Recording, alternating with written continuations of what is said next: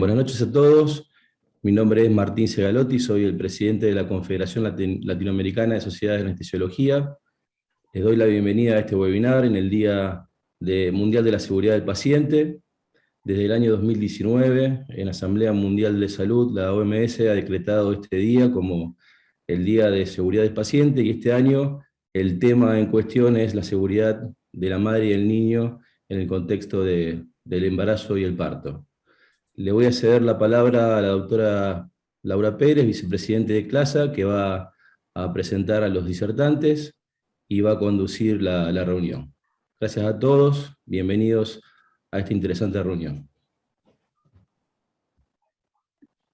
Gracias, Martín. Pues teniendo en consideración que la tasa de mortalidad materna ha venido en descenso,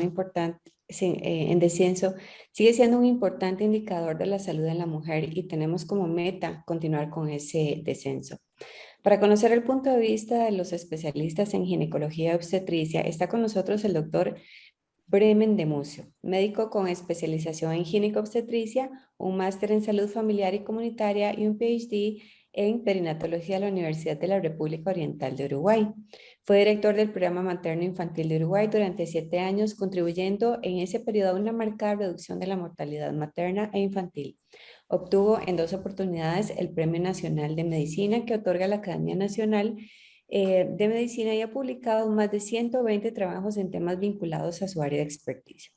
Desde el año 2007 se ha unido a la Organización Panamericana de la Salud, Organización Mundial de la Salud, trabajando como asesor regional de salud sexual y reproductiva a cargo de los temas vinculados a maternidad segura, con base en el Centro Latinoamericano de Perinatología, Salud de la Mujer y Reproductiva, CLAP. Desde marzo de 1921, coordina el secretariado del Grupo de Trabajo Regional Interagencial para la Reducción de la Mortalidad Materna. Bienvenido, doctor Bremen. Qué gusto tenerlo con nosotros. Muchas gracias, Laura. El placer es todo mío. Buenas noches, colegas de Latinoamérica, de CLASA. Voy a comenzar a compartir con ustedes la pantalla en unos segunditos para empezar a hablar de este tema.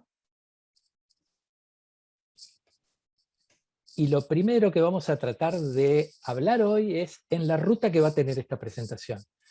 En primer lugar, hablaremos de lo que es la obstetricia, que se puede ver como una industria de alto riesgo, los retos específicos que tenemos en la seguridad del paciente obstétrico, la no identificación del daño que provocamos, la cultura de la culpa que tanto problema ha ocasionado en nuestra región fundamentalmente, el eslogan del día de hoy, que tiene como Día Mundial de la Seguridad, ustedes saben que está específicamente vinculado a la salud materna y neonatal. Precisamente hablaremos del trato materno y neonatal respetuoso, y después miraremos algunas recomendaciones y compromisos que se han propuesto desde la OMS para este día. Y si nos da el tiempo, yo quisiera comentar al final. Disculpe, doctor Bremen, está compartiendo modo pizarra, no está compartiendo el PPT. No tenemos la presentación. Ok.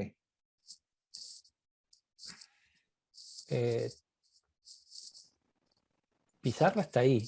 Sí. Ahí le detuve la presentación. Vuelva a poner a presentar, compartir pantalla, y cuando pone Basic, seleccione solamente el PPT. Sí. Disculpen. No hay problema. Es la vejez. No se preocupe. Pero yo no lo advertía de acá. Y finalmente vamos a hablar algunas cosas vinculadas a cómo el trato materno y neonatal respetuoso ha dejado de ser, si bien siempre fue un problema en nuestros servicios, vamos a ver cómo los derechos de las pacientes fueron avasallados durante el periodo de la pandemia. Bueno, ustedes acá lo que están viendo es esta igualdad que tienen los servicios de salud precisamente con las centrales termonucleares o radioactivas, porque haciendo referencia a un estudio del año 1997 de Perrin y Carroll, GABA en el año 2000, ahí abajo está la cita, hacía mención a que el cuidado en salud, especialmente en hospitales complejos, donde se asisten enfermedades graves, entra en la categoría de las industrias de alto riesgo, tal cual como la aeronáutica esas plantas nucleares que estamos viendo y las instalaciones militares. Y lo que las define como industrias de alto riesgo es el potencial real que tienen de matar.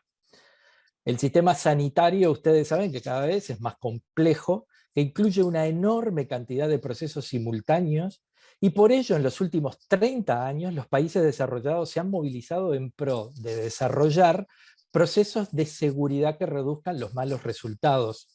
Y un gran impulso ha sido en este periodo de tiempo el desarrollo de los procesos de seguridad organizacional, apuntando al rol de las organizaciones en sus capacidades de prevenir o generar accidentes. Afortunadamente nuestros países de Latinoamérica están entrando con más rezago en esta misma conducta, pero todavía nos queda mucho camino por recorrer. Aquí ustedes están viendo que dentro del espectro de las especialidades, con ciertas complejidades, está incluida la obstetricia, porque los equipos obstétricos funcionan en entornos dinámicos, de alto riesgo, y manejan situaciones desafiantes las 24 horas, los 7 días de la semana. La obstetricia, por lo tanto, es una disciplina absolutamente única, porque además de tener presente la seguridad de la mujer gestante, se debe tener presente que también está la seguridad del feto, ya que el tratamiento sobre uno puede provocar directa o indirectamente eventos adversos o daños sobre el otro.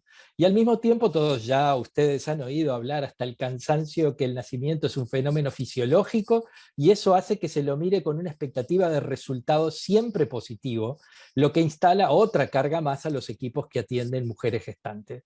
Es totalmente distinto a cualquier paciente que entra a un servicio para un procedimiento terapéutico. Yo justo hoy comentaba en otra presentación que tal vez solo aquellas personas que entran a un servicio de salud para hacerse un estudio diagnóstico de control son los que se podrían comparar en cierta parte con las mujeres embarazadas, porque es algo fisiológico y no esperamos un daño. En la gente que entra a hacerse un estudio esperamos que los resultados sean excelentes y que no tengan tampoco ningún daño. En el año 2010, estos son datos relativamente viejos, pero creo que vale mucho la pena compartirlo con ustedes. Les decía que este estudio, el IVEAS, que es un estudio sobre prevalencia de efectos adversos que se realizó en 58 hospitales de 5 países, que ahí están enumerados: Argentina, Colombia, Costa Rica, México y Perú. Lo que se vio en este estudio, que fue conducido por el Ministerio de Sanidad de España, junto con los ministerios participantes, la Organización Panamericana de la Salud, lo que se encontró es que la prevalencia global de eventos adversos es próxima a un 12%, pero lo más relevante era que el 60% de esos eventos que se habían verificado en más de 11.557 pacientes censados eran evitables. Pero fíjense ustedes qué es lo que pasó con la rama del estudio que pertenecía a Colombia. En este caso, la prevalencia de eventos adversos era un poco mayor que la que comentábamos hoy. Hoy decíamos que era 11 la global, y en este caso es 15%. Pero la evitabilidad de los eventos adversos, ustedes veían que en la parte anterior era de 60 y en este 62, más o menos estamos en lo mismo.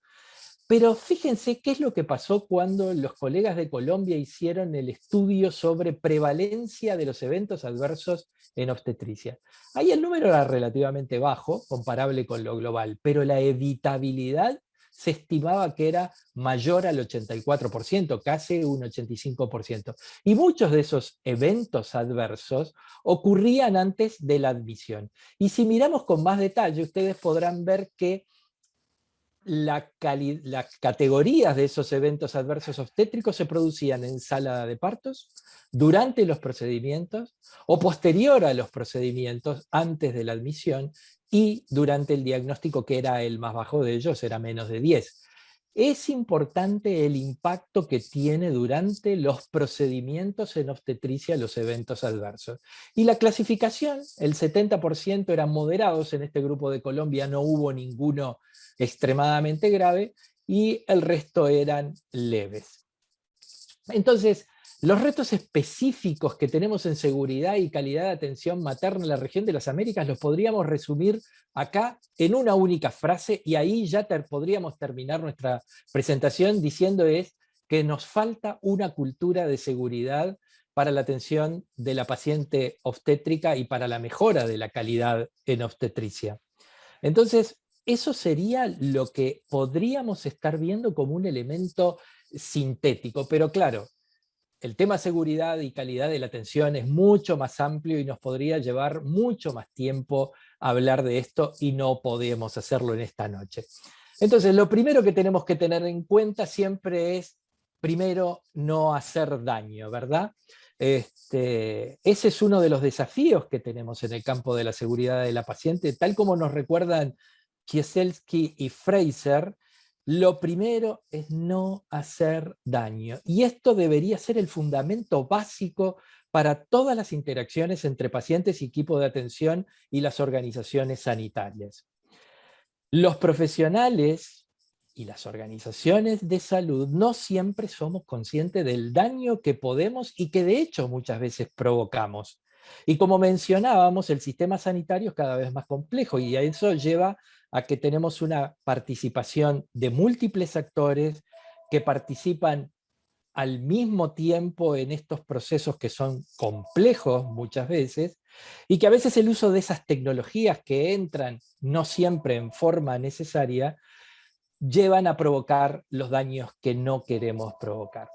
En este modelo que desarrollaron los colegas de Colombia y que nosotros hemos implementado para desarrollar en muchos países durante los cursos que hemos realizado dentro de un proyecto que se llamaba Cero Muerte Materna por Emergencia y donde promovíamos un modelo de seguridad específicamente para la emergencia obstétrica, ahí el segundo punto les voy a pedir que presten atención, que tiene que ver con la detección de indicios de atención insegura.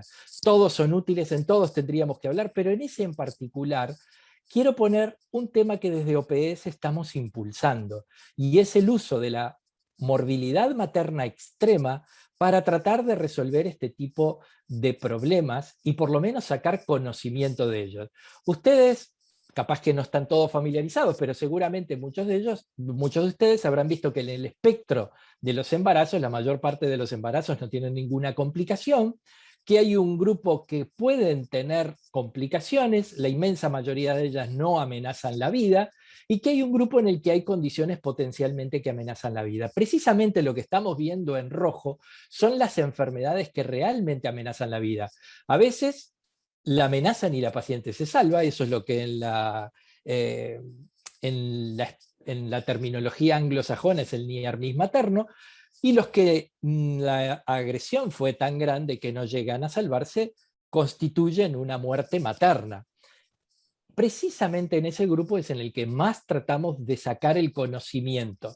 Y también, porque hemos aprendido junto a los anestesistas y los intensivistas, tenemos que entrar en el camino específicamente con estas pacientes, no con las que mueren obviamente, pero sí con las que tienen near miss, en tratar en el desarrollo de los sistemas de alerta temprana y tener equipos de respuesta rápida. No vamos a poder detenernos en eso, pero este sí es un paso fundamental que tenemos que tener en cuenta, como muchos otros que podríamos ir discutiendo en la noche de hoy. Ahora, para el día especial en el que estamos trabajando, todos los 17 de septiembre, ustedes saben que es el Día Mundial de la Seguridad del Paciente, en esta oportunidad el eslogan es "Actuemos ahora para un parto seguro y respetuoso". Este eslogan es sumamente importante ahora, y que se haya elegido la seguridad materna es relevante y máxime post pandemia, donde la muerte materna se ha elevado en la casi totalidad de nuestros países, teniendo un rezago en algunos de ellos que llega casi a 20 años. O sea, lo que se logró en 20 años durante el 2020 se perdió y se sigue perdiendo en la primera mitad del año 2021.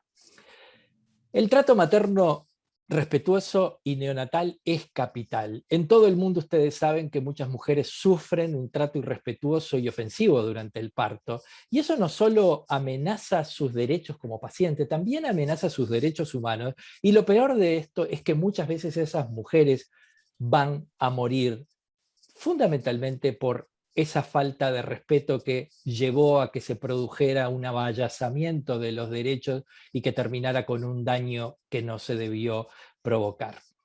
Fíjense, esto es una caricatura de Maitena que hizo para la provincia de Buenos Aires sobre derechos sexuales y reproductivos, y esto es algo que se sigue dando en nuestras salas de maternidad, donde hay un desfile de personal y de gente que nadie tiene que ver muchas veces con la asistencia, pero sin embargo al familiar escogido por la mujer es al primero que se lo echa de la sala, o la mujer está con extremado dolor y se sigue manejando con que parirás con dolor y se ignora la existencia de dolor en las pacientes gestantes y fundamentalmente al momento del parto.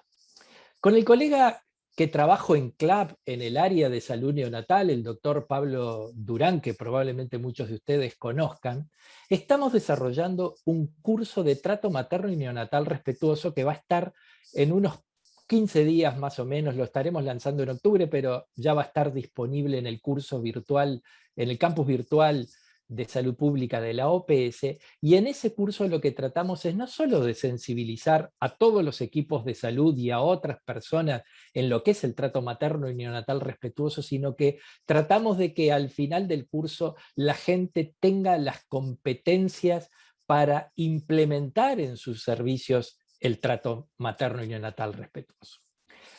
Para ir terminando, vamos a ver las cosas que hoy la OMS está proponiendo como intervenciones en este Día de la Salud Mundial de la Paciente. Y en esto estamos viendo que se nos recomienda potenciar la cooperación entre todos los miembros del equipo, ya que cuanto más cohesionado está el equipo, mayor será la seguridad del parto. Si el mejor obstetra del mundo actúa solo y no comparte con el resto del equipo los hallazgos o las necesidades de hacer tratamiento, seguramente los resultados van a ser mucho más malos o serán malos que si trabaja realmente en equipo. Lo mismo acontece con los problemas de la comunicación. Si existen barreras para la comunicación entre el equipo, y eso lo venimos trabajando incluso con alguien que ustedes conocen, que está hoy acá, que es Mauricio Vasco, que nos enseñó mucho a nosotros en todo lo que tiene que ver con las prácticas de comunicación. Eso es un elemento capital. Obviamente, seguir todas las prácticas de seguridad, y desafortunadamente decíamos que no existe esa cultura en todos los servicios. Y lo otro es que si hallamos problemas sobre la falta de respeto y de la falta de seguridad con las pacientes que estamos tratando, tendríamos que hacer parte a ese supervisor del problema, informarlo, y desafortunadamente a veces el miedo a las represalias o el temor de lo que pueda pasar con compañeros puede llevar a que esto no se haga. Generar confianza e implicar a las mujeres en todas las decisiones durante el parto. Esto es capital y nosotros olvidamos muchas veces a las mujeres como actores claves en este proceso. Proporcionar la infraestructura, el equipo y los suministros adecuados es fundamental. El mejor obstetra del mundo o el mejor anestesista del mundo sin los elementos necesarios no podría lograr los resultados que pretendemos que se alcance. Y por supuesto garantizar que el personal de salud respete esas prácticas de seguridad e invertir en los servicios de salud, en seguridad y el desarrollo profesional. Hoy lo que nos pide la OMS, es que nos comprometamos a impulsar una cultura abierta y segura para que las mujeres y el personal de salud puedan comunicar cualquier problema de seguridad, garantizar que todos los partos sean atendidos por el personal calificado y finalmente promover un entorno, como veíamos antes, que incluya a las mujeres. Yo hoy iba a poner, antes de llegar a esta última diapositiva, un video, pero era de 1 minuto 40, entonces lo saqué, y se trataba de un video de cuando en Los Simpson el señor Burns trata de hacer un simulacro de incendio. Créanme, lo pueden ir a buscar, está en internet, lo que pasa ahí muchas veces tiene puntos de contacto con lo que hacemos nosotros.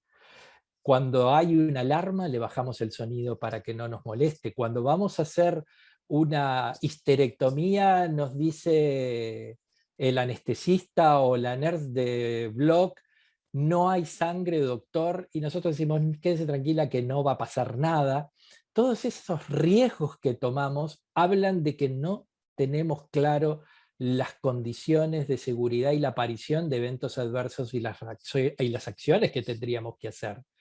Desafortunadamente, muchas de los eventos adversos, como veíamos hoy, se producen antes de llegar a la institución. Y esto es lo que está pasando. Tenemos una mujer grave con una hemorragia, no hay un plan de parto, los servicios no dan una respuesta, los sistemas de salud, no los servicios, no dan una respuesta para un traslado rápido y en las mejores condiciones, y muchas veces estas mujeres terminan llegando muertas a los servicios de salud.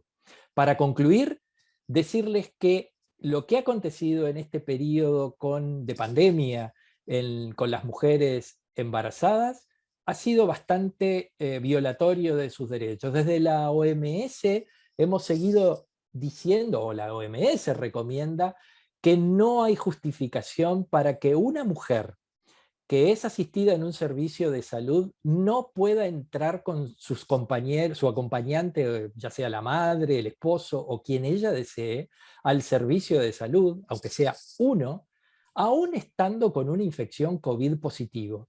Aún en los países donde hay leyes que impulsan el acompañamiento del parto, desde los servicios de salud nos las hemos ingeniado para dejar esas mujeres afuera, con la supuesta justificación de que así evitaríamos la infección.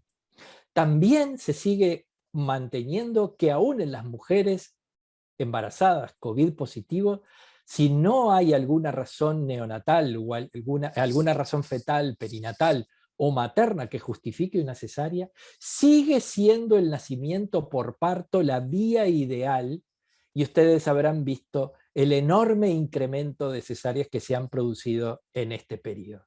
Yo les agradezco enormemente la paciencia que me han tenido. Voy a dejar de compartir mi pantalla y vuelvo con Laura para que siga coordinando la reunión. Hasta luego.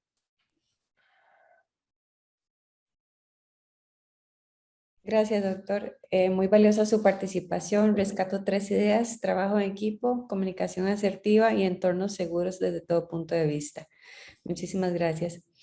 La mortalidad infantil refleja el efecto de las condiciones económicas, sociales y ambientales en la salud materna e infantil, así como la efectividad de los sistemas de salud. Es importante tener en consideración que 1/3 de las muertes infantiles ocurren en la edad o en el periodo neonatal, o sea, antes del año de vida. En este tema tenemos al doctor José Luis Díaz Rosello, quien es médico uruguayo con una especialización en pediatría y neonatología y becario Fogarty postdoctoral en neonatología y pediatría del desarrollo de los Institutos Nacionales de los Estados Unidos de Norteamérica en la unidad Case Western Reserve. Se incorporó al Centro Latinoamericano de Perinatología, CLAP, de la Organización Panamericana de la Salud, donde aún ejerce las funciones de profesional consultor internacional. Desde entonces ha tenido actividades de cooperación técnica internacional en más de 35 países de la región de América Latina y el Caribe. Docente en sucesivas responsabilidades en el Departamento de Neonatología del Hospital Universitario del Uruguay, sede del CLAP, y retirado actualmente como director integrante del equipo profesional creador y desarrollador del sistema informático perinatal desde 1984 hasta la actualidad, y es miembro de la colaboración Cochrane, en la que ha realizado revisiones sistemáticas de temas neonatales. Muchas gracias, doctor, por aceptar nuestra invitación, y escucharemos el punto de vista de los especialistas en neonatología.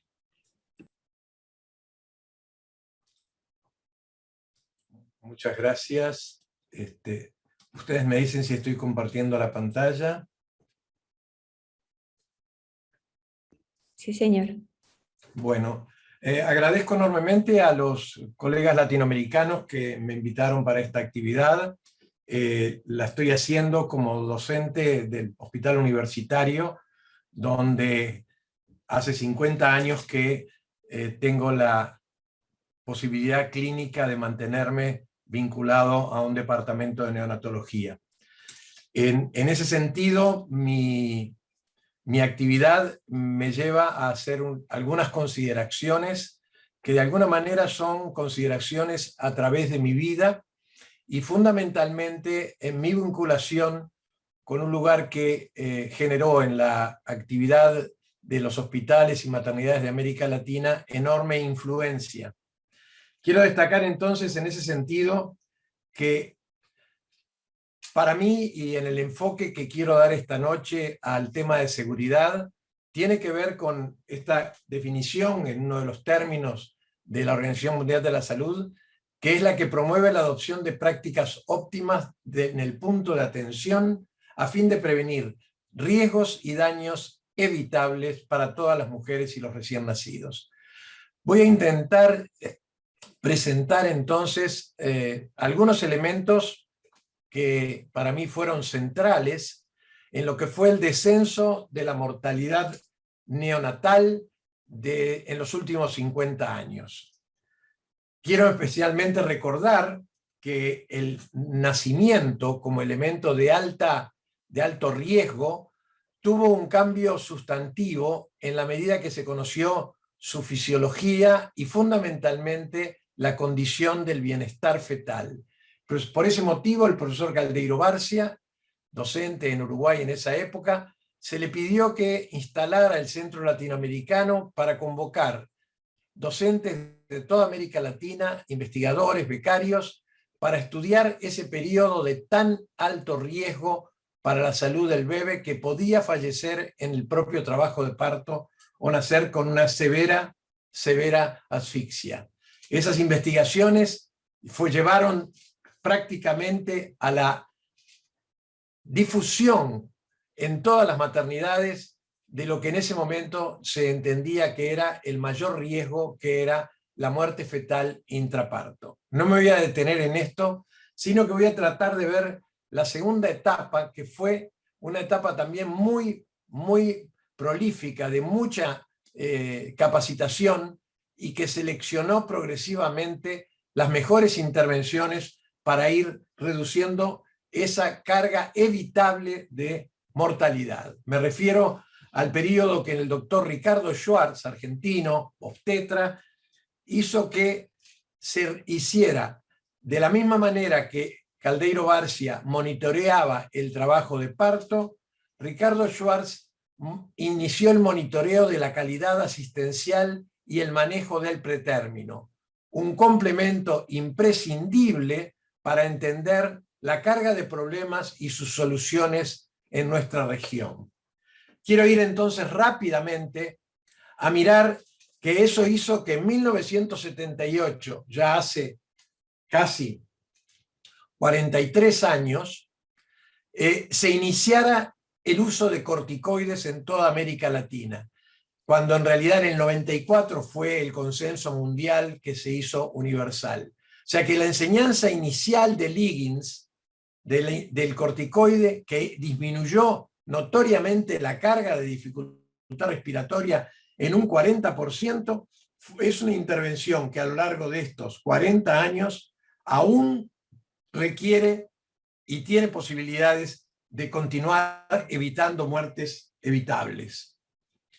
En 1973, otro hecho central fue la aparición de la ventilación no invasiva. John Katwinkel, en el 73, o sea, hace casi 48 años, describió por primera vez el CPAP nasal. Y inmediatamente, a los pocos años, la doctora, también de enorme prestigio, Mary Avery, quien había encontrado que la membrana hialina se debía al déficit de surfactante, demostraba que aquellos lugares donde más se utilizaba el CPAP y se evitaba la ventilación pulmonar endotraqueal con tubo, eran los que tenían la menor prevalencia de enfermedad pulmonar crónica. Al elemento inicial de la prevención con corticoides, la prevención con ventilación no invasiva se instaló ya hace casi 35 años, y un poco más, 36 años, y de eso estamos hoy en día viendo que es la universalización también para evitar muertes agregadas por las terapias invasivas. El otro elemento que quiero destacar es la aparición del surfactante. Publicábamos en 1997 el primer estudio que comparaba qué impacto tenía el surfactante en América Latina, y veíamos que el surfactante en la administración, en el periodo posterior a que se disponía, disminuía la sobrevida, aumentaba la sobrevida inicial en un 70%, pero otras causas la disminuían al 20% en las primeras, como ustedes ven, en los primeros 28 días de vida. Comparado con la mortalidad de los que no recibían, la mortalidad por surfactante, en los que tenían surfactante, disminuía, la sobrevida aumentaba, pero progresivamente se iba perdiendo a lo largo de la internación. Y eso se debía porque había otras patologías que aparecían en la sobrevida, que eran la enterocolitis, la broncodisplasia, la hemorragia, la infección, el ductus, que no resolvía el surfactante y que requerían mejores cuidados de los sobrevivientes. Para evitar las muertes se necesitaban intervenciones, pero sostenidas en el tiempo, que también disminuyeran las otras causas. Más recientemente, y quiero esto señalarlo como la última intervención no invasiva, fue desestimular la práctica, desimplementar la práctica de la ligadura inmediata del cordón umbilical. Eso en los pretérminos y en los detérminos mostraba enorme impacto. El tema era poder esperar sin cortar, sin ligar el cordón, a que pasase la hemodinamia que se ve claramente en la foto de la izquierda de un cordón turgente a un cordón flácido una vez que la circulación umbilico-placentaria había finalizado.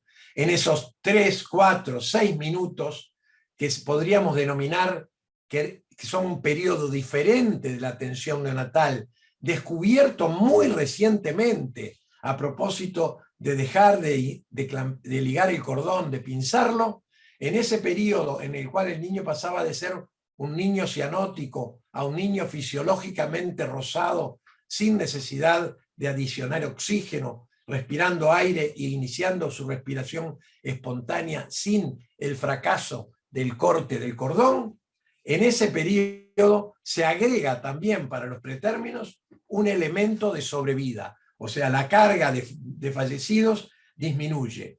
Y es así como los estudios de pinzado del cordón diferido en casi 3.000 pretérminos, no solo en los términos, muestran que existe una significativa reducción de la mortalidad que llega a ser casi de un 30 a un 40%, en el sentido de que la adaptación inmediata tenía la posibilidad de disminuir la invasividad de la impetuosa intubación de los niños menores de 1.500 gramos en el primer minuto de vida, porque tenían todavía, con la circulación placentaria, la posibilidad de iniciar la respiración con un backup, con una reserva placentaria que todavía les mantenía la situación de oxigenación estable, tan así como había sido en la vida intrauterina. Esta posibilidad de esperar muestra claramente en muchísimos estudios la disminución en los pretérminos de la mortalidad, aumento de la sobrevida. Y sustantivamente eso se ve también que a lo largo del tiempo, cuanto más cercano a nuestro tiempo son los estudios, más impacto tiene. Y esto se debe a que desimplementar una práctica cuesta mucho, y en los primeros estudios solo se esperaban 30 a 60 segundos, mientras que en los más actuales el tiempo de espera es mucho mayor y la estabilidad del pretérmino se garantiza. En estas prácticas que mostré, lo que digo es que pasa por intervenciones oportunas, por disminuir la invasividad, por utilizar medidas de alto impacto, el descenso de la mortalidad evitable, o sea, la seguridad para la familia que su niño está bien atendido. En el Uruguay los datos muestran que entre las 22 y 27 semanas de gestación, las 28 y las 32 las 33 y las 36 y en los de términos. Desde el año 2013, que tenemos registros, desde 2007, pero muestra estos 4 años, año a año se va desimplementando esta práctica. Nadie la puede desimplementar, nadie puede parar la ligadura inmediata del cordón, sino es en un proceso integrador, seguro, que abarca obstetras, anestesistas, neonatólogos, en sala de partos y en sala de cesárea, pero que progresivamente esto está cambiando. Segundo punto que quiero destacar es algo que viene de 1850 y que lo señala el doctor Broca cuando dice que una estadística bien hecha es el mejor medio para luchar contra la mortalidad neonatal. Esto es clarísimo porque las estadísticas nos mostraron en el año 2000 que había una enorme mortalidad fetal a partir de las 42 semanas. Esto que ustedes ven ya no existe más. No hay ningún niño a nivel hospitalario hoy en día que nazca después de las 42 semanas y esta ha sido un enorme avance en la seguridad fetal. Bueno, pongo esto para que se recuerde que también es necesario que el niño quede, si no hay razón, dentro del útero, porque ustedes verán que no solo se trata de muerte, sino que también esta gráfica muestra la prevalencia de necesidades de educación especial en más de 400.000 niños escoceses, en los cuales se muestra que la educación especial es necesaria cada vez menos por cada edad gestacional e incluso a término, por cada semana que el niño permanece en el útero, menor necesidad de educación especial, subiendo obviamente cuando disminuye la reserva placentaria entre las 42 y 43. O sea que cada semana de garantía intrauterina también mejora resultados alejados. Quiero hacer esta última consideración mostrando la enorme importancia que tiene el análisis y comparación de los resultados de nosotros, los países que estamos desarrollando la terapia neonatal, con aquellos que la tienen desarrollada. Y aquí ustedes pueden ver que por cada 100 gramos, la mortalidad, esta es azul, es en Uruguay en el fin de siglo pasado, y esta es en la red de Vermont-Oxford, que es una red norteamericana y en algunos también otras unidades del mundo de alta calidad. La comparación era que duplicaba entre 500 y 600 gramos la mortalidad en Uruguay y también la duplicaba entre 600 y 700 y más que la duplicaba en 800, o sea que la diferencia es clara de que hay lugares donde el mismo niño tiene un pronóstico diferente y ahí enfatizo no solo en las anteriores intervenciones, sino en la calidad de la atención. Y esta carga que disminuye con la edad gestacional se mantiene en diferencias siempre con los resultados en lugares con más desarrollo. La mejor manera de ver la evitabilidad es con este gráfico.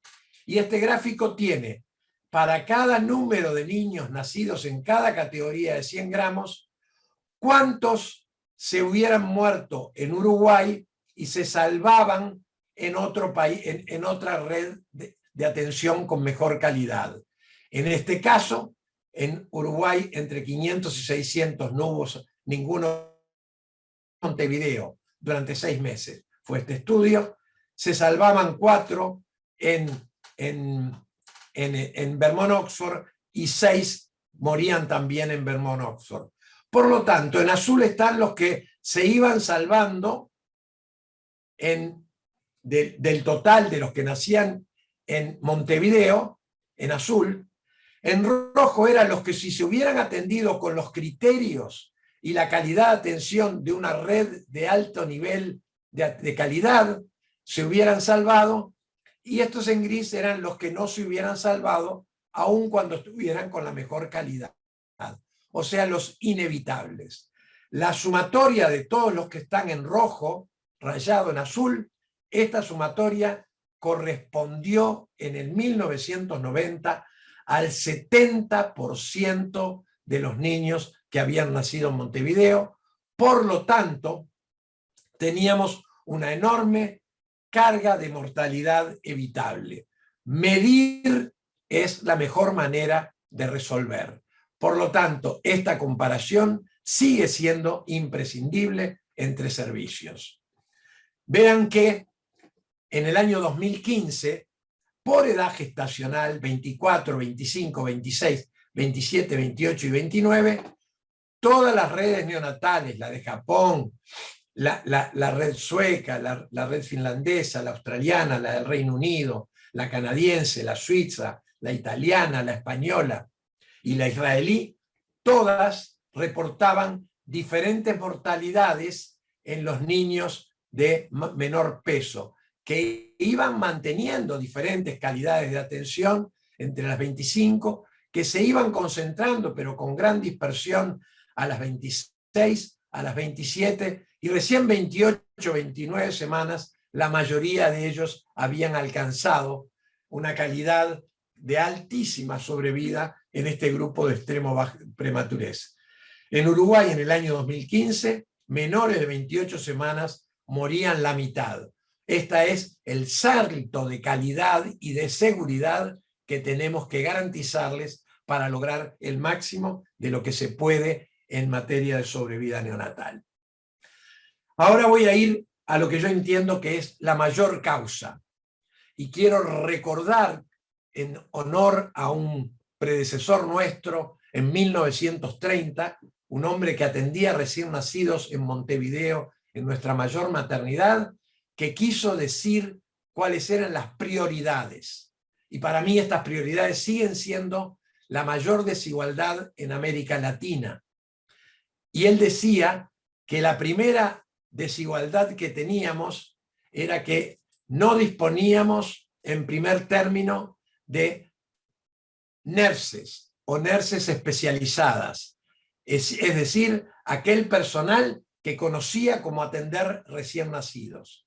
Y en segundo término, decía que había una irregular distribución en la noche y que la urgencia era imprescindible vigilar la noche, el turno de la noche. Parece un retrato del siglo XXI en muchas maternidades. En América Latina faltan enfermeras profesionales y la razón muchas veces es la obscena diferencia de valor y de salarios y de prestigio que se le da al personal que hace los cuidados, que en neonatología es el centro de la calidad y el centro de la seguridad. Este médico lo resaltaba ya hace más de 90 años. Pero si miramos la distribución geográfica de las muertes neonatales, las muertes fetales intraparto y las muertes y los profesionales que existen en enfermería y medicina en nuestra región, podemos ver que nosotros tenemos pocas muertes neonatales comparado con otros países, pero seguramente mucho menos que las que comparadas con Europa y Estados Unidos. También nos pasa lo mismo con muertes intraparto. Pero no nos pasa tanto con el recurso médico. Y obviamente que hay países que están con muy pocos recursos y otros países, como es Europa y Estados Unidos, con mucho más que nosotros. Pero nuestra gran diferencia con los países desarrollados es que nosotros seguimos flacos, muy flacos en enfermería comparado con los países que tienen mayor desarrollo. Esa es para nosotros el centro de las diferencias de calidad y seguridad.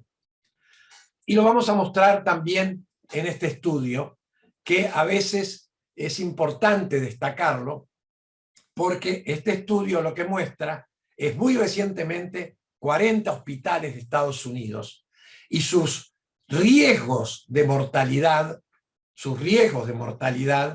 fueron ajustados por la carga de problemas que tenían y ven que hay una gran diferencia en el riesgo de mortalidad, habiendo unos que tienen un riesgo ajustado muy alto de mortalidad y otros muy bajo.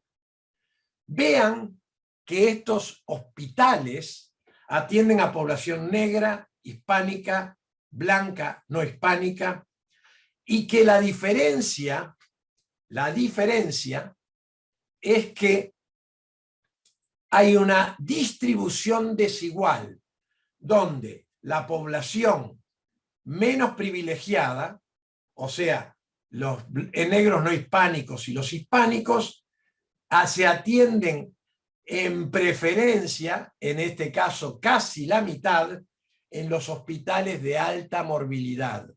Y la población blanca en los hospitales de baja morbilidad se distribuye a lo largo de los tres, prácticamente no teniendo en los hospitales de alta morbilidad más que un 20% de la población, mientras los otros casi la mitad. ¿Qué quiero enfatizar con eso? Es que sigue habiendo hospitales de alta y de baja mortalidad, y la población accede también, de acuerdo a su nivel social, a esos hospitales.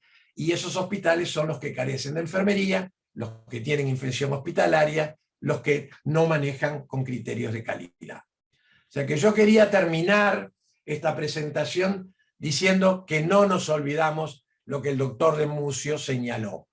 Es también necesario una enorme integración de las familias, y quiero decir que afortunadamente en el hospital donde yo estaba narrando se generó esta iniciativa de intervenciones sencillas, donde el CLAP lideró en América Latina. En 1974 se inauguró el primer hospital en América Latina universitario con una sala de alojamiento conjunto, donde obviamente los criterios de calidad están en la seguridad que le dan las madres al cuidado de sus niños y el inicio de la lactancia, apoyadas por enfermería. Así que bueno, esa es mi presentación. Les agradezco y espero que haya un conversatorio donde podamos discutir sobre estos puntos. Muchísimas gracias, doctor Díaz. Muy valiosa su participación. Si bien es cierto, un énfasis muy importante de toda la charla que hemos escuchado es la integración de equipos de trabajo. El anestesiólogo, dentro de todo el entorno periparto de la embarazada, pues ha tomado un papel protagónico e importante en la participación activa de las iniciativas a favor de la seguridad de las maternas. Para abordar este tema nos acompaña el doctor Mauricio Vasco, quien es especialista en anestesiología, cuidados intensivos y reanimación de la Universidad Pontificia Bolivariana de Medellín, Colombia, con su estancia formativa en anestesia obstétrica en el Hospital Clínic de la Universidad de Barcelona, España, scholarship en simulación médica del Center of Medical Simulation, Stratus, centro adscrito al Brigham and Women's Hospital, Harvard Medical School, Boston, USA. Director de simulación clínica de la Facultad de Medicina de la Universidad CES en Medellín, Colombia. Es director del Fellow en Anestesia Obstétrica para América Latina de la Federación Mundial de la Sociedad de Anestesiología. Past President del Comité de Anestesia Obstétrica de la Federación Mundial. Miembro del Council de la Federación. Actual coordinador de la Comisión de Anestesia Obstétrica, la CLASA, la Confederación Latinoamericana de Sociedad de Anestesiología, y consultor de la OMS, OPS y Ministerio de Salud Colombia en la implementación de estrategias de entrenamiento en emergencias obstétricas basadas en simulación clínica. Muchísimas gracias, doctor Vasco, por su participación. Le escuchamos. Laura, muchas gracias por la presentación. Felicitaciones a CLASA por hacer esta jornada integradora, un ejemplo de trabajo en equipo, hoy el Día Mundial por la Seguridad del Paciente. Muy honrado de poder participar luego de dos prestantes colegas de la obstetricia y neonatología en América Latina, y sobre todo el honor y el orgullo que nos da la cuna de la perinatología en el mundo y en América Latina, que es donde surgió toda esta pasión que tenemos por el cuidado del binomio madre-hijo.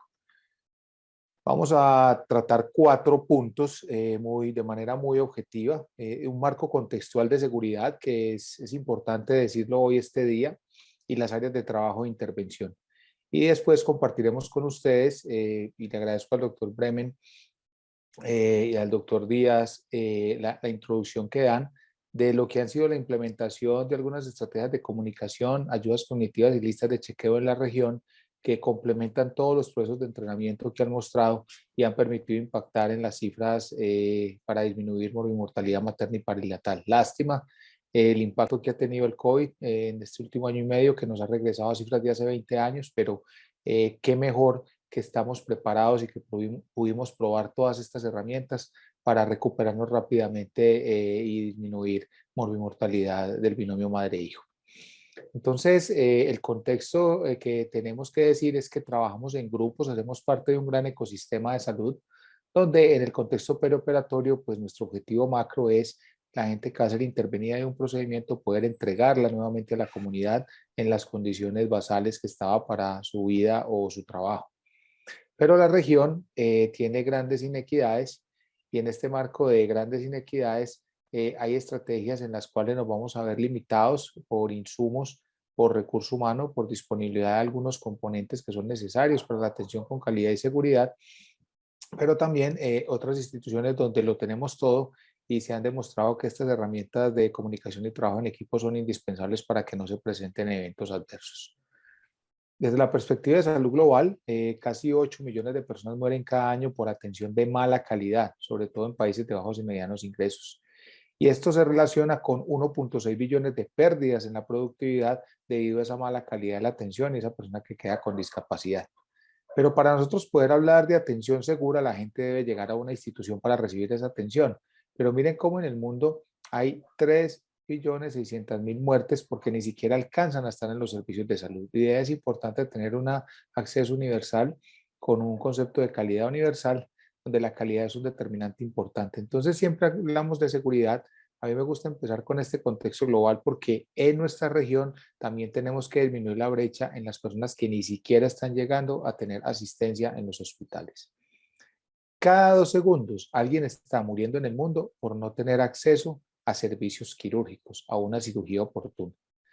Y después de la enfermedad cardíaca y el accidente cerebrovascular, las muertes asociadas a cirugía en el perioperatorio son la tercera causa más frecuente de muertes en el mundo por cualquier causa, superando el VIH, la malaria, la tuberculosis, los accidentes de tránsito y el cáncer de cervix y el cáncer de mama, que son enfermedades en las cuales se invierten grandes cantidades de dinero para poderlas controlar. Adicionalmente, así los pudiéramos operar si no disponemos del cuidado perioperatorio y del cuidado crítico adecuado para que después de las cirugías, esa gente que enfermó gravemente y necesita una cirugía, pero necesita ser cuidado después de ella, se le puedan dar esos cuidados críticos, pues nada podremos hacer y el paciente así haya tenido acceso a una cirugía, pues también va a fallecer o va a quedar con discapacidad severa. Es por eso que es importante entender que en el 99, cuando se reportó por el Instituto de Medicina el reporte de errores humanos, que nos mostraba que 100.000 pacientes morían anualmente por errores del personal de salud y el sistema en su atención. Cuando se le hizo un zoom específico al área de anestesia, lo que se estaba viendo en anestesia para esa época era una disminución importante de la mortalidad por causas anestésicas. Y esa mortalidad disminuyó de 1 a 5.000 en los 80s a 1 en 300.000 actos anestésicos en la época del estudio, en 1999. Anestesia ha sido una especialidad que ha tenido una percepción de ser una especialidad de alto riesgo, con resultados muy inmediatos, con condiciones que llevan a discapacidad severa y muerte. Y es por eso, y el factor diferencial de que nos hayamos convertido en garantes en seguridad, están derivados en lo que ha sido el proceso liderado por la Sociedad Europea de Anestesia, denominado la Declaración de Helsinki. En esta declaración, en el año 2010, se aceptó la utilización de un paquete de intervenciones que promovían la atención segura en los pacientes que iban a ser sometidos a un acto quirúrgico y que les iban a proporcionar anestesia. Y en ese paquete de atenciones había unos protocolos, una evaluación preanestésica, unos estándares para monitoría durante el procedimiento y durante la recuperación, una serie de procesos para usar seguramente los medicamentos, utilizar listas de chequeo, el sistema de reportes de incidente que ya han mencionado previamente nuestros dos conferencistas, que es fundamental, y educación y recurso humano para poder llevar esto a cabo. La Declaración de Helsinki fue adoptada en nuestra región en el 2012 y definitivamente, como todos los protocolos, en teoría y en letra se ve y son herramientas que funcionan muy bien, si se llegaran a implementar. Pero cuando se hacen los estudios para ver qué tan bien implementadas están, tenemos grandes falencias, entendiendo que muchas de estas medidas no necesitan recursos económicos extraordinarios, lo único que necesitan es un cambio de actitud. Latinoamérica tiene una historia muy bonita en el tema de estándares de seguridad, ya que aparecieron en la región, inclusive antes de que aparecieran los estándares en las otras zonas más desarrolladas de las Américas, como los Estados Unidos y Canadá. Desde 1984 contamos con conceptos de normas mínimas que se han venido renovando y actualizando, y en el concepto actual que se está manejando en GLASA por la Comisión Directiva de Gobernanza, de Educación para Todos, de penetración, de impacto, es posible que todas estas normas, además de existir, vamos a permitir que sean parte del eje gubernamental y sean como un piso para que cada vez que haya una cirugía haya estándares seguros para su prestación. Entonces, ¿cuáles son las áreas en las que hemos trabajado? Y me gusta mucho este enfoque de este grupo mixto por autores norteamericanos y británicos, en los cuales, basados en la teoría de pensamiento sistémico, analizan cada punto de un todo para definir las áreas de trabajo. Entonces, ellos definen como áreas de trabajo en las que estamos nosotros, personal de salud, pacientes y sus familias, el mesosistema dado por los sistemas de atención, clínicas y hospitales, o los sistemas de atención ambulatoria que ahorita han cobrado tanta importancia. Y en el sistema macro de todo este sistema, de este ecosistema de salud, pues el gobierno, la política y los sistemas de financiamiento. Y en las áreas de intervención vean cómo vemos lo que tradicionalmente nosotros asociamos con seguridad. Protocolos de uso seguro de medicamentos, cambios en el modelo de seguridad, enfoque para dar incentivos al talento humano en salud, no solo económicos, sistemas de información, ver el impacto que hay de las intervenciones en los desenlaces, las estrategias de implementación que son importantes. Y aquí en ciertas poblaciones especiales, vulnerables, que tienen que tener un enfoque diferencial, pues está el binomio madre-hijo. También se centran en todo lo que procura bienestar mental y físico, prevenir el síndrome de agotarse por el trabajo, la depresión y el suicidio. Y yo le añado en estos momentos el desarrollo de ambiente sostenible. En este orden de ideas y bajo este enfoque, todas las áreas de intervención que tenemos, definitivamente, los entes que trabajan calidad y seguridad han encontrado en las brechas en la comunicación del personal de la salud y con los pacientes la principal causa de eventos adversos. La tendencia actual es salirnos del enfoque que teníamos de trabajar basado en el caso excepcional del error, de la muerte o la discapacidad severa, y pasar a lo que se denomina ahorita el modelo de seguridad 2.0, donde en vez de evitar que algo salga mal, lo que nos debemos asegurar en nuestro día a día en la prestación del servicio es a que todo salga bien. La seguridad 2.0 es esa capacidad que tiene un sistema para funcionar como debe bajo las condiciones variables que tienen los servicios quirúrgicos en los que trabajamos, y en especial los servicios obstétricos, de manera tal que el número de resultados buscados y aceptables sea lo más alto posible. ¿Qué quiere decir eso? Hacer que la mayor cantidad de cosas posibles salgan bien. Y en el esquema de seguridad 2.0 no nos apoyamos en el modelo tradicional del accidente, el desastre y el error aquí, que es la excepción y lo raro, sino que optimizamos en el funcionamiento diario, volvemos un examen práctico y una sistematización a través de la práctica con calidad y seguridad la mayoría de nuestro trabajo habitual. Ya está definido en la literatura las grandes diferencias entre el enfoque de seguridad 1.0 y 2.0, y en el 2.0 es fundamental nuestra posición como factor humano y de esta manera un factor diferenciador para obtener adecuados desenlaces, en este caso en el binomio madre-hijo.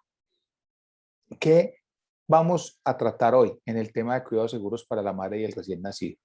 Pues la campaña está hoy, estamos en la fase de lanzamiento y visualización, pero tenemos todo un año para cumplir 5 objetivos que están trazados. ¿En dónde?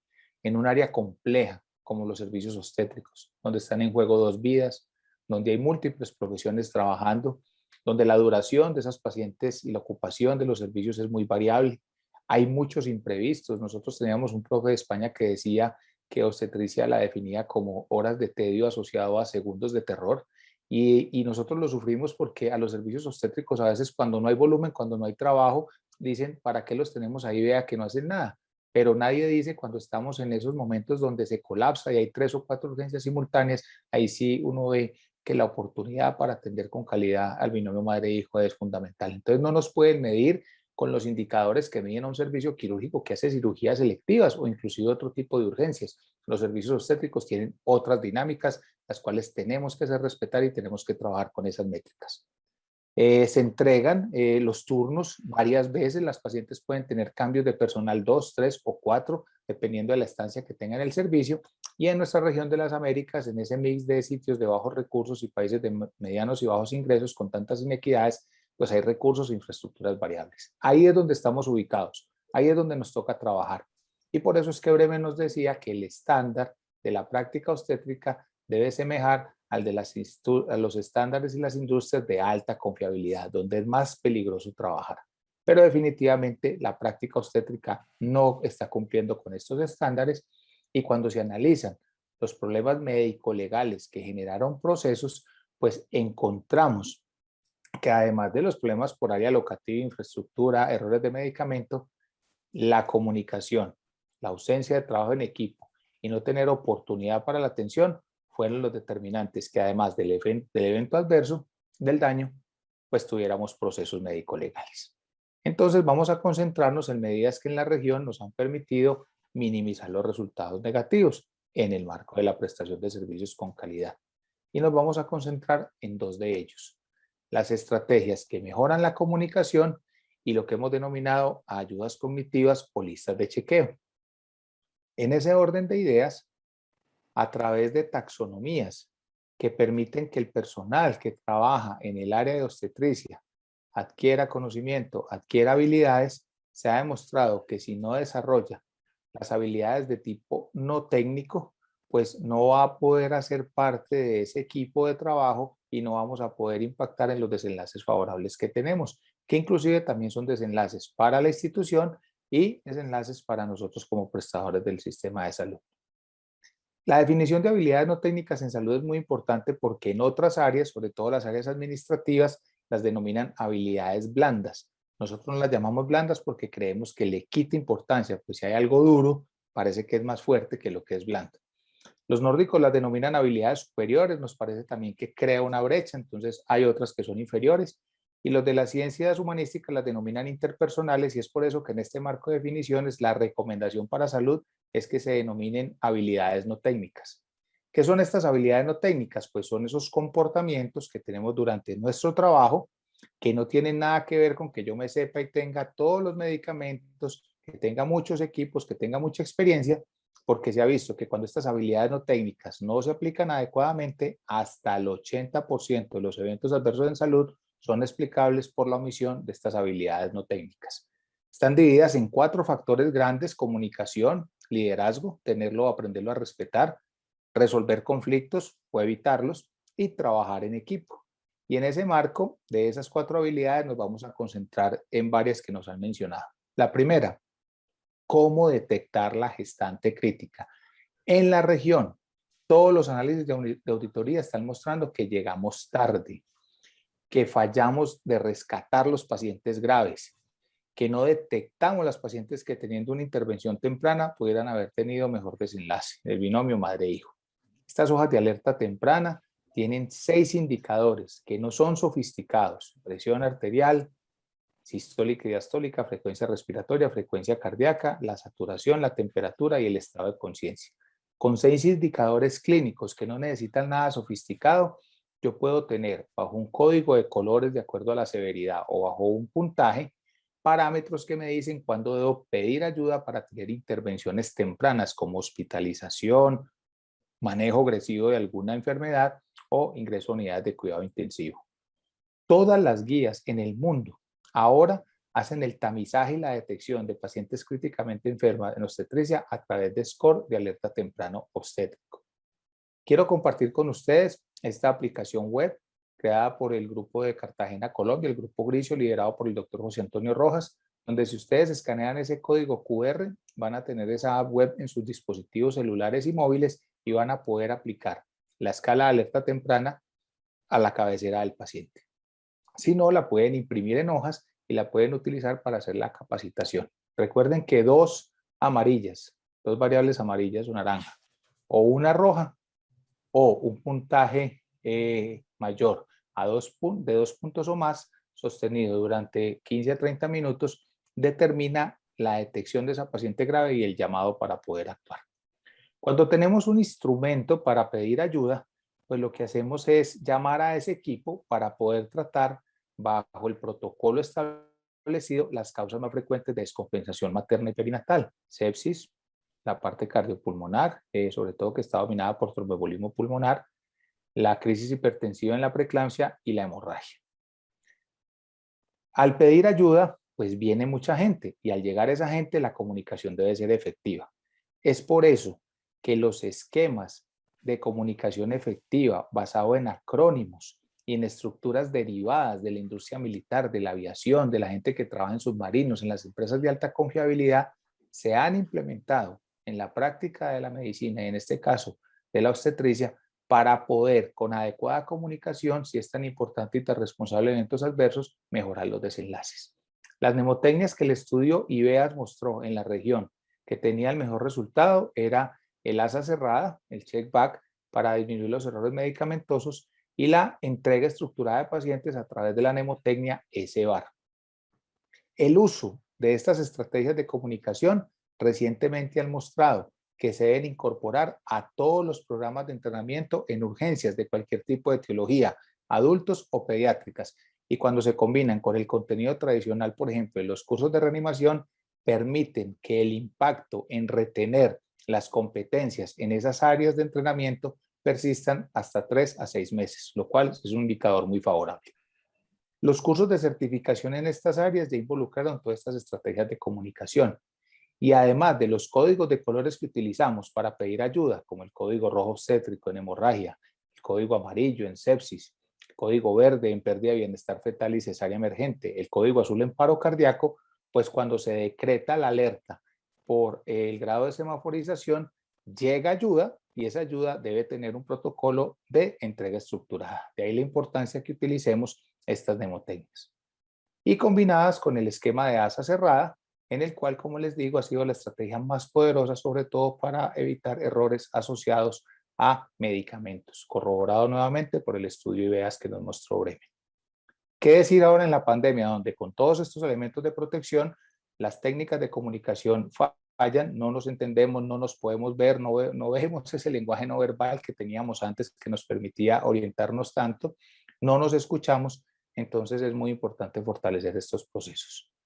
Para ir terminando, así como una orquesta sinfónica tiene un director, pero todos estos componentes que tienen los mejores instrumentos tienen su partitura, las neurociencias han mostrado que la partitura para la atención en salud es lo que hemos denominado listas de chequeo.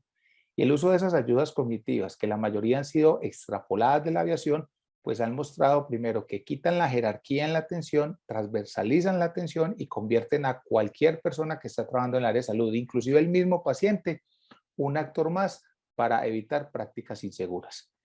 De la declaración de Helsinki, pues la lista de chequeo original ha sido la de cirugía segura, que todos conocemos que tiene 3 pausas y existe una adaptada específicamente por la OMS para cesárea. Pero quiero presentarles hoy la lista de verificación de la OMS para el parto seguro, la cual se dispone el material gratis en varios idiomas, está en español, y a diferencia de la de cirugía segura, tiene 4 pausas. Cuando la paciente llega, antes de pasarla al expulsivo o a la cesárea, una lista de chequeo para hacer en la primera hora, que es cuando están la mayoría de las complicaciones, y la otra para hacerla antes del alta, que puede ser 1 o 2 o los días después cuando la paciente vaya a salir con su bebé o no del hospital.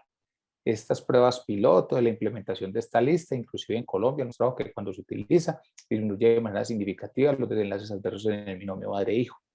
Pero también necesitamos lista para las urgencias, y es por eso que derivado de las listas de urgencias de Harvard, preparadas en el Centro de Simulación Stratus y desarrollada por el Grupo de Investigación y el Centro de Simulación del Brigham, que demostró que utilizando esas listas de crisis disminuíamos en un 75% la posibilidad de que omitiéramos pasos críticos que iban a ayudar a salvar al paciente de esa crisis, pues primero hicimos un trabajo colaborativo con ellos para tenerlas en español y añadimos la lista de toxicidad por anestésicos locales, que no la tenía la lista original de Harvard. Mantuvimos el mismo esquema derivado de las neurociencias que ellos realizaron con los pilotos de la Boeing Y a nivel local y ahora en América Latina se disponen de todas estas listas o en material digital o físicas al lado de los carros de paro de las máquinas de anestesia para poder asistir el manejo de las crisis.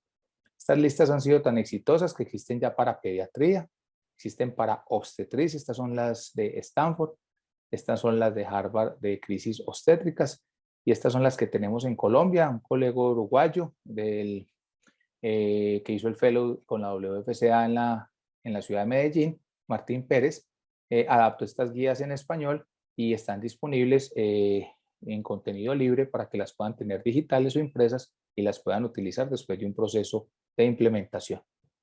Elena Pereira Rosell las utiliza de manera rutinaria con su equipo de trabajo y hacen todas las prácticas y entrenamientos basados en simulación con estas listas. Estas listas necesitan un lector en crisis, así como cuando se le olvida el libreto a un actor, está el consueta para que le diga lo que se le olvidó, aplica igual en las emergencias. Entonces, un nuevo actor en el manejo de emergencias obstétricas y de emergencias en general es el lector de la lista, el cual cuando el líder lo activa, él ubica la crisis y empieza a hacer la lectura, no para manejar la crisis, sino para ver qué pasos se omitieron que sean críticos para salvar al paciente.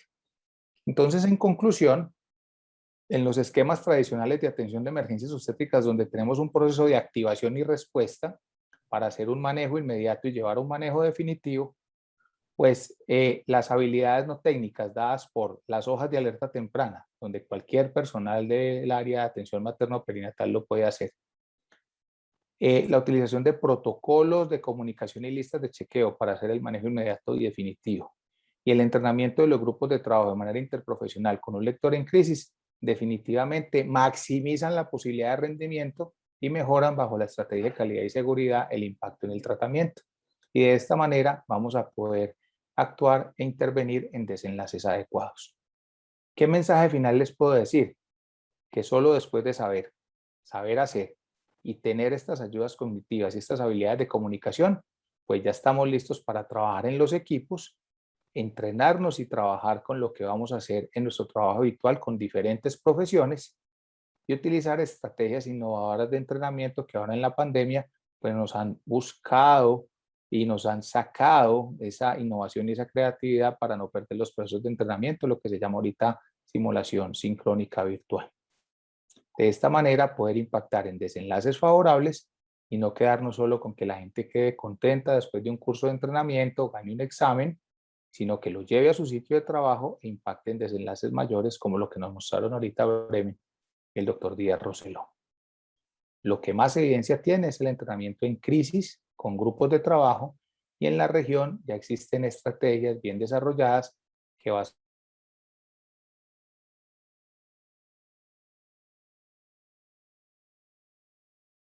de madre e hijo. Entonces recuerden, ni los doctores somos pilotos, ni los pacientes son aviones. Así muchas de estas estrategias sean derivadas de la aviación. Trabajamos en ecosistemas, hay muchas inequidades, necesitamos protocolos y sistemas de información, pero lo más importante es que necesitamos implementar todas esas medidas de calidad y seguridad para poder impactar favorablemente en los desenlaces de los pacientes. Muchas gracias y quedo atento, Laurita, a comentarios y preguntas por parte de los asistentes. Gracias, doctor Pasco. De momento no tenemos preguntas en el chat ni en el módulo de preguntas y respuestas, pero yo sí quisiera hacer algunas preguntas, si me permiten. Me llamó mucho la atención de parte del doctor Bremen el énfasis que hizo en que la mejor vía de nacimiento sigue siendo el parto vaginal. Hemos visto, los anestesiólogos principalmente nos impacta de forma muy directa a nosotros, cómo la infección por COVID-19 se convirtió en una nueva indicación de cesárea. ¿Cómo cambiar en los diferentes contextos de Latinoamérica este nuevo, no sé si llamarlo concepto, paradigma, ¿verdad? Porque pues sí, impacta directamente en la atención de los servicios, en la recuperación y todo lo que significa una operación cesárea para la materna.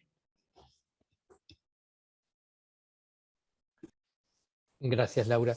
El asunto es que se enfrentan dos realidades. Una es la realidad biológica en la que no existe una justificación para hacer una cesárea porque las condiciones están para un parto, y eso es el derecho que la mujer quiera tener un parto, debería tener un parto, pero en el otro extremo se contrapone una funcionalidad de los servicios. Y en esa funcionalidad de los servicios hay múltiples factores. Por un lado, el fenómeno COVID. El fenómeno COVID ha llevado a que los equipos traten de estar menos tiempo en contacto con la paciente que originalmente ni siquiera sabían si era positivo o no positivo, el uso de todos los equipos de protección, la disponibilidad de recursos humanos. Si se hacen las cosas bien durante un parto, prácticamente uno de los recursos, por lo menos el de enfermería o partería, tiene que estar con la mujer porque no es bueno que esté entrando y saliendo de la habitación. Entonces, ahí vemos que hay una tensión clara entre lo que es fisiológico y lo que es el funcionamiento del servicio.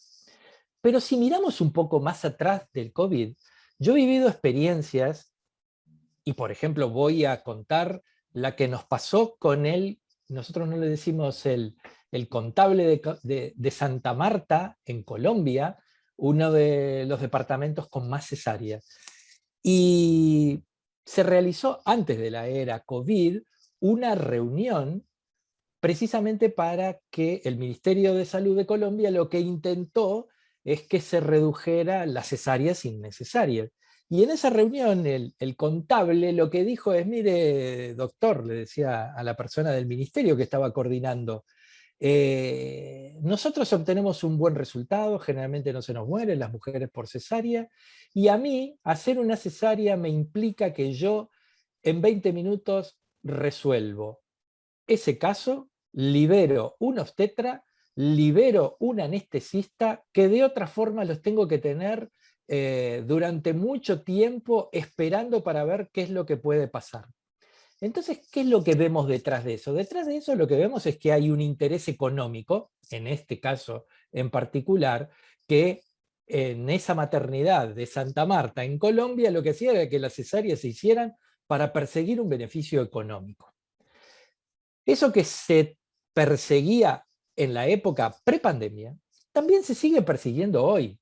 Y se buscan justificaciones para tratar de hacer menos cesáreas. En algunos casos yo entiendo que por las dinámicas de los servicios podría ser entendible, pero no siempre así es entendible. Y el problema al día de hoy, Laura, es que en prácticamente todos nuestros países la cantidad de enfermos diarios por COVID-19 ha caído estrepitosamente y sin embargo la práctica se sigue manteniendo. Hemos llegado a un incremento de cesárea en el año 2020 como nunca habíamos tenido y que se sigue manteniendo en el año 2021. Y eso es otra cosa que nos va a llevar a repensar la atención en nuestro sistema. Cambio. Muchas gracias. No sé si el doctor Vasco o el doctor Díaz quiere agregar algo acerca de este Laura, tema en particular. me gustaría hacer un tema, la pandemia, dentro de los fenómenos que tuvo, rescató la analgesia de parto en los servicios obstétricos en muchas regiones del país. Y en vista del cierre que hubo de servicios de cirugía electiva y programada, al esos recursos humanos quedar disponible, cesante de alguna manera, y tener de pronto una resistencia para no ir a cubrir y reforzar áreas de cuidado intensivo, tuvimos un número nunca antes visto de anestesiólogos que podrían cubrir áreas obstétricas y proporcionar de manera rutinaria analgesia de parto de buena calidad y evitar cesáreas bajo esa medida. Yo espero y sueño que esa experiencia permita entender a las personas que cuando no había pandemia eran reticentes a dar cobertura por anestesiólogos dedicados al área de obstetricia para que hicieran ese trabajo dedicado, persista después de la pandemia y no que cuando volvamos a las dinámicas convencionales de las cirugías selectivas y de los servicios, vuelvan y queden estos servicios abandonados y solo atendidos por el que pueda estar libre de la programación de cirugías selectivas y servicios quirúrgicos. Ese es un patrón, pues, dentro de muchos que se presentaron, pero creo que hay que buscar cómo resetearnos del COVID y buscar medidas hacia futuro. Y el otro patrón es que la mortalidad la vimos también en muchas regiones por fenómenos asociados a que por no poder asistir a los centros hospitalarios y tener todo el sistema de control prenatal, la consulta era tardía, no se podían hacer los ajustes y el manejo que se hacían habitualmente en las consultas prenatales. Mucho de la virtualidad no pudo suplir esto y las pacientes enfermaban gravemente y se complicaban en la casa, morían en la casa, o cuando llegaban en un punto donde no las podíamos rescatar. Fueron como dos fenómenos que me gustaría mencionar, posiblemente tienen y han sido comunes en América Latina, y quería mencionar en este contexto que tú abriste el panel de preguntas. Gracias. Doctor Díaz, alojamiento conjunto, ¿es seguro, no es seguro? En las pacientes que están infectadas por COVID, incluso a veces se les niega siendo asintomáticas o leves sintomáticas. Bueno, un hecho central que ha habido en la pandemia es vinculado al alojamiento conjunto, es no en las pacientes COVID, sino en toda la población ha habido mayor disponibilidad del varón en la casa por los confinamientos. O sea que la función parental con el trabajo, con el teletrabajo y con los confinamientos ha sido casi un experimento universal, porque en la casa había, por lo menos los que engendraron los padres, estaban mucho más tiempo que en los lugares donde no hay licencia parental y tenían que salir al poco tiempo a trabajar fuera de la casa. O sea, con respecto a la relación entre el bebé y quienes lo crían, todavía nos queda tiempo para entender que este gran cambio que hubo. Con respecto al número de madres que tuvieron sus bebés en el periodo en el cual eran COVID positivas, las normas fueron cambiando a lo largo del tiempo, y en la medida que se pudo, en la mayoría de los hospitales, la mamá y el bebé permanecieron en forma conjunta, sabiéndose que la lactancia es una protección y que con los cuidados habituales no hubo casos que sean en una forma, digamos, exagerada o de alto riesgo para sus recién nacidos. De cualquier manera, no todos los hospitales procedieron de la misma manera. Dependió también en los hospitales del volumen asistencial de cada hospital en las áreas de maternidad. Y cuanto más número de partos, mayor complejidad. Por esto mismo que dijeron, porque además las madres con cesárea permanecen más tiempo en el hospital, y eso hace que la carga para enfermería y para el cuidado de los que están en alojamiento conjunto fuera mayor. Pero para mí lo más importante de esta pandemia es el experimento universal de esos niños que permanecieron confinados con sus padres, que antes no era frecuente, sobre todo con los varones. Gracias. Tenemos una pregunta del público. Dice, muchos son renuentes a utilizar la checklist porque creen que es quitarle poder a la razón y al conocimiento, porque se debería saber qué hacer en un determinado evento. El doctor Vasco, que en diferentes ponencias yo lo he escuchado hacer mucho énfasis sobre esto y la ayuda que significan las ayudas cognitivas, pues el material. Doctor Vasco, para responderle un poco a la persona que nos escribe desde redes. Sí, Laura, esa es muy buena pregunta. Es la resistencia normal que existe para la implementación. Digamos que lo importante de la estrategia es que nos hace entender que el cerebro en crisis se equivoca, o que cuando tenemos tantos procesos similares nos automatizamos, y por automatismo perdemos la capacidad de discernir ese criterio fino para saber cuándo va a haber complicaciones.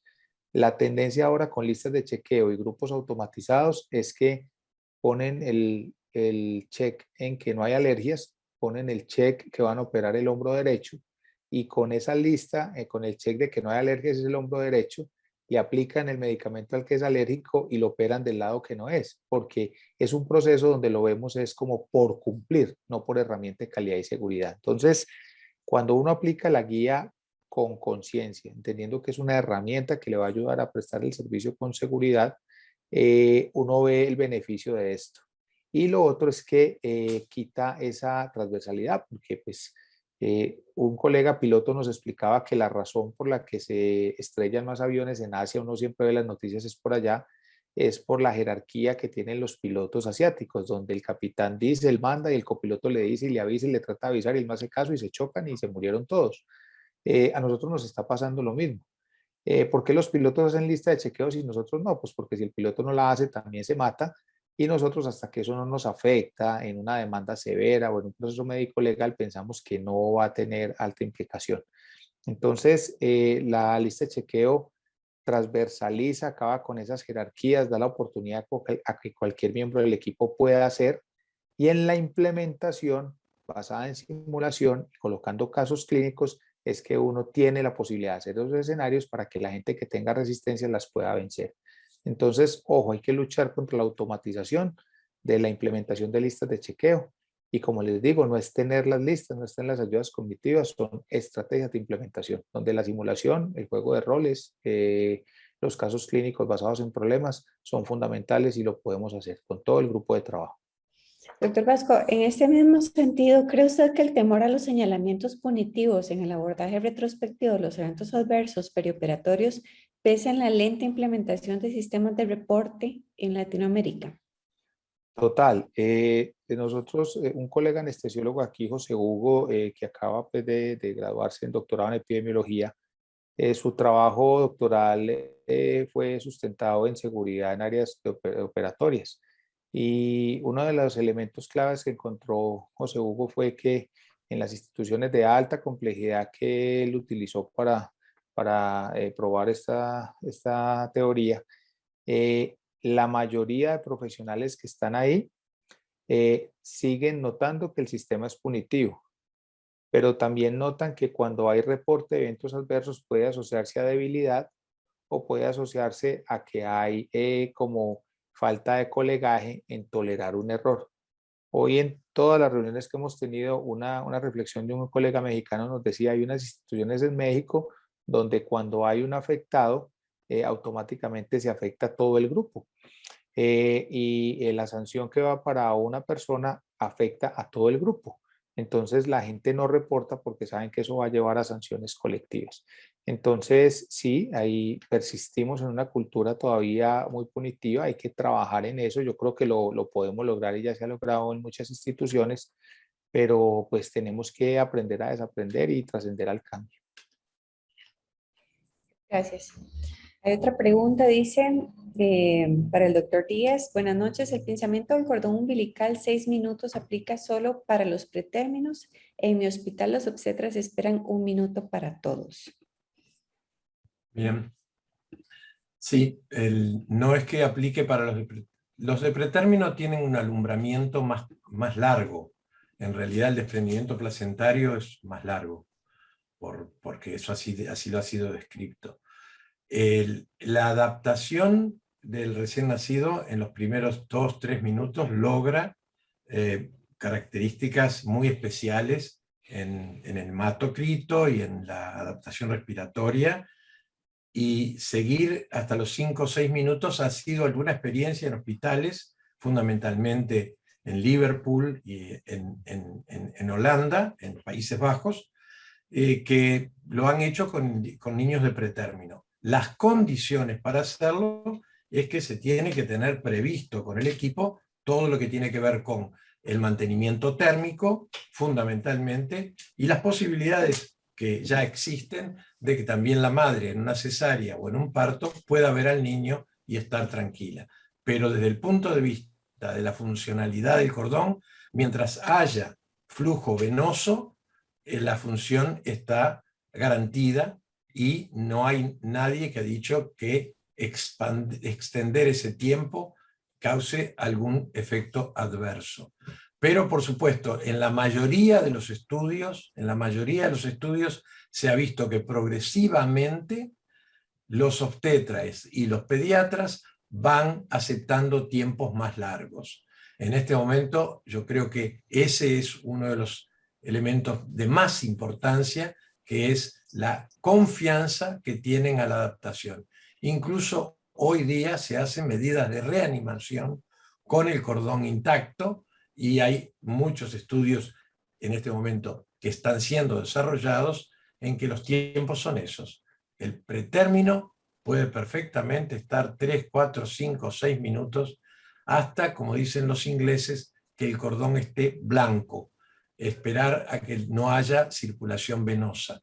El color, como lo mostré en la diapositiva, es muy, muy importante porque implica que la hemodinamia está completamente detenida, lo que no es así con el pulso, que junto al muñón, al ombligo cutáneo, se puede seguir manteniendo por mucho tiempo, aunque la circulación arterial no esté mantenida. Pero la circulación venosa, cuando el cordón queda blanco, ahí sí está detenida. Muchas gracias. Creo que el doctor Bremen quiere agregar algo. Sí, pero no es precisamente sobre lo que estaba comentando el doctor Díaz, sino sobre los dos comentarios que hizo Mauricio como disparador de tus preguntas. Uno, el de las listas de chequeo. Todos ustedes conocen seguramente el famoso esquema de los modelos de seguridad de James Reason del año 90, ese del queso Gruyère, en el cual si se alinean todos los orificios se va a producir el evento adverso. Y el alineamiento de esos orificios no siempre ocurre, sino que se tienen que dar determinadas condiciones. Pero hay uno que es cómo podemos evitar que los orificios se alineen. Una de las cosas que él decía es establecer barreras defensivas. Precisamente las listas de chequeo son una barrera defensiva. Y vale la pena recordar eso porque si nosotros practicamos las listas de chequeo, lo que estamos haciendo es precisamente poner barreras defensivas.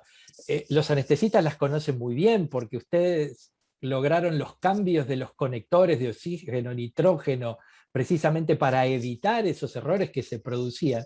Esas también son barreras, y como esas hay muchas barreras más.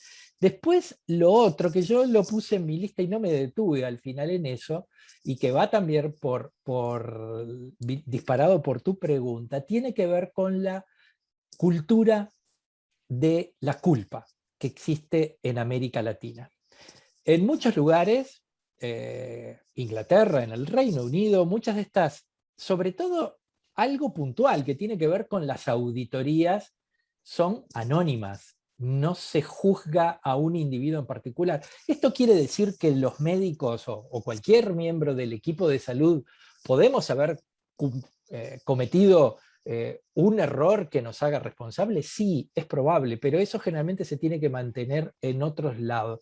Lo que tenemos que pensar, y que eso es lo difícil que no se logra hacer entender en nuestra región, es que los errores no son de una persona. Precisamente toda esa orientación de los agujeros implica que los errores son de un sistema en el que se van dando varias cosas para que se produzca el error. Es cierto, ustedes me podrán decir, siempre hay un James Bond con licencia para matar, pero son los menos. Generalmente un médico viene de 24 horas de guardia o viene de haber trabajado además 12 horas en otro servicio y luego de 36 horas cuando está más cansado, cuando tiene menos claros los conceptos, comete el error. No es culpa del médico, es culpa del sistema que lo obliga a trabajar 36 horas de corrido y el sistema no pone las barreras para que eso deje de suceder. Y termina siempre sancionándose. Hay un estudio, no me acuerdo del autor, que vale mucho la pena recordarlo, probablemente ustedes ya lo vieron, es en el que se ponían canicas blancas y canicas rojas dentro de un recipiente, y se les pedía a los profesionales o al equipo que trabajaba y al que se lo estaba entrenando, que con los ojos vendados sacara una canica por vez.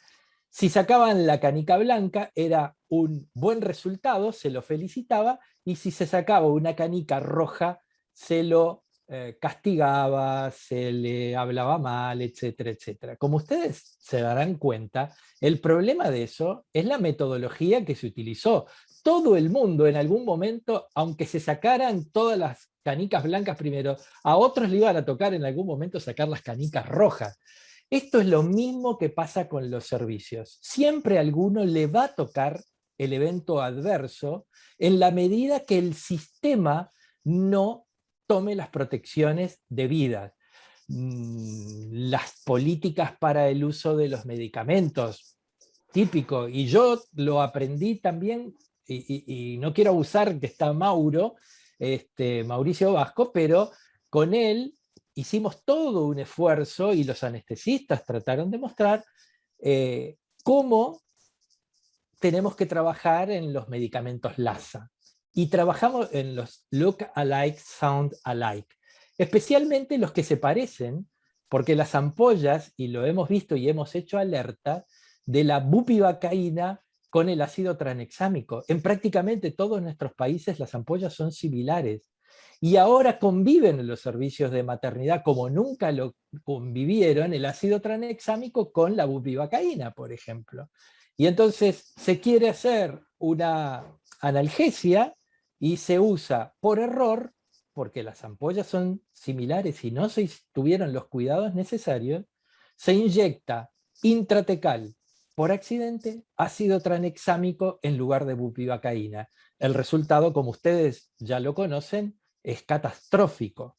Entonces, ese tipo de cosas son las que tenemos que tener cuidado, pero no es culpa exclusiva del anestesista que lo inyectó, que también es parte de todo este sistema. Entonces, los sistemas tienen que ser juzgados como sistema, y la seguridad hoy en día se habla de seguridad organizacional. Ya sabemos que uno de los mecanismos del error es la falibilidad que tenemos los seres humanos. Entonces hay que trabajar en las otras 4 áreas de los elementos que generan el error médico. Disculpen que me extendí un poquito más de lo necesario. Gracias. Es que el tema es muy apasionante, sobre todo en esta época, ¿verdad? Una pregunta más, doctor Bremen. Tromboprofilaxis en tiempos de COVID, en la materna. ¿Podría referirse un poquito a este tema? Bueno, yo en realidad de ese tema sé poco. Leo y repito lo que veo, porque yo ahora no me estoy dedicando a la práctica clínica, pero hemos visto que la tromboprofilaxis no está tanto indicada porque sea una embarazada con COVID, sino el grado de afectación que el COVID ha provocado. Más que nada, no hay discusión en el uso terapéutico de la heparina o de los similares, pero todavía sigue habiendo alguna discusión. Yo no me encuentro con la seguridad suficiente como para responder sobre ese tema, Laura, así que capaz que algunos de los compañeros del grupo tienen las condiciones para dar una respuesta más certera que lo que te pueda decir yo. Cambio. Sí, como menciona Bremen, es las indicaciones después de mucho tiempo terminaron siendo las convencionales por las condiciones obstétricas, pero al comienzo de la epidemia, cuando se habló de la mayor mortalidad por trombos y el estado protrombótico del embarazo, se realizó un manejo masivo, rutinario, inclusive en dosis mayores, dosis profilácticas ajustadas mayores, en orden de 1 miligramo por kilo. Y digamos que para las implicaciones anestésicas y abordajes neuroaxiales llevó en muchas ocasiones a condiciones clínicas en las cuales, por no tener los tiempos de seguridad para poder abordar el neuroeje, pues tuvimos que abordar la vía aérea en pandemia COVID, donde teníamos todo un protocolo orientado a disminuir la producción de aerosoles y la realización de procedimientos generadores de aerosoles. Creo que esto fue un tema que generó pues muchas dificultades logísticas y ahora en lo que tenemos que pensar es que las indicaciones de tromboprofilaxis aplican los criterios de manera muy similar en los esquemas y dosis adecuados, y nosotros como anestesiólogos en dosis profilácticas pues debemos esperar 12 horas para abordar el neuroeje si la condición clínica lo permite, y reiniciarla 12 horas después, la dosis profiláctica, y en dosis de anticoagulación, esto es con heparina de bajo peso molecular, esperar 24 horas de la última dosis y reiniciarlas en 24 horas. Ante dudas en que se puedan respetar estos esquemas, utilizar heparinas no fraccionadas, que tienen tiempos más cortos de espera para abordajes neuroaxiales, 4 horas, sin pruebas de coagulación en esquemas profilácticos, y se pueden reiniciar 1 hora después del perioperatorio. Entonces, tema muy interesante, Laura, muchas gracias por esa pregunta. Bien, como decíamos, la idea para llevar a casa, doctor Bremen, un minutito para llevarnos la idea del concepto de seguridad desde el punto de vista obstétrico que nos vamos a llevar a casa.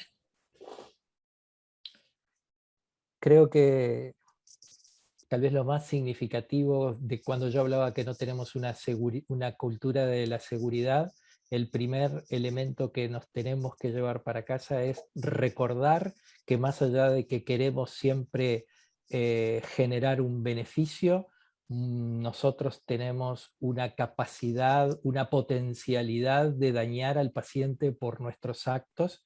Por supuesto que dentro de las prestaciones que se hace el servicio, y el utilizar todos los recursos que tenemos para mejorar la salud de las pacientes deben ser utilizados.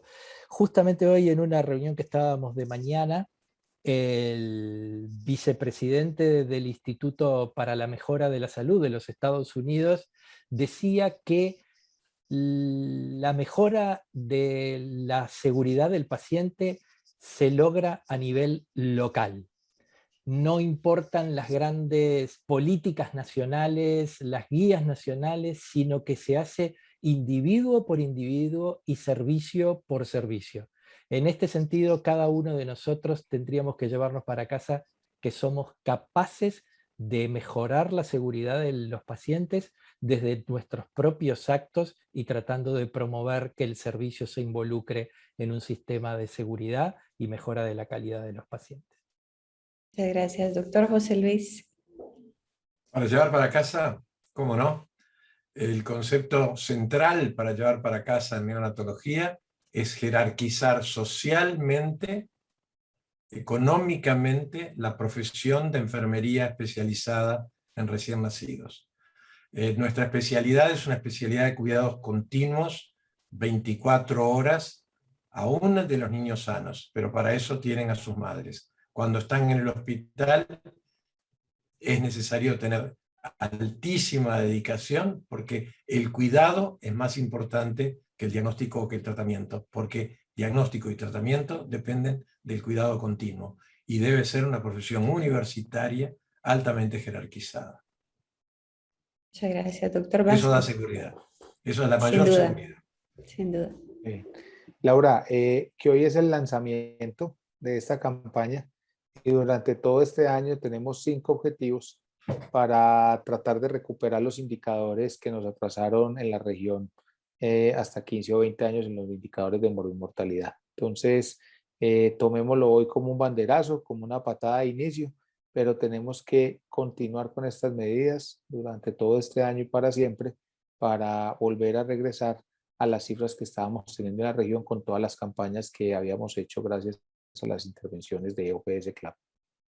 Bien, bueno, desde clase expresamos un profundo agradecimiento a los conferencistas por su tiempo y dedicación, al público que nos ha acompañado esta noche, porque es reflejo, como mencionó el doctor Vasco, de que tenemos interés en que las cosas no salgan mal, sino que las cosas salgan bien. Seguridad 2.0.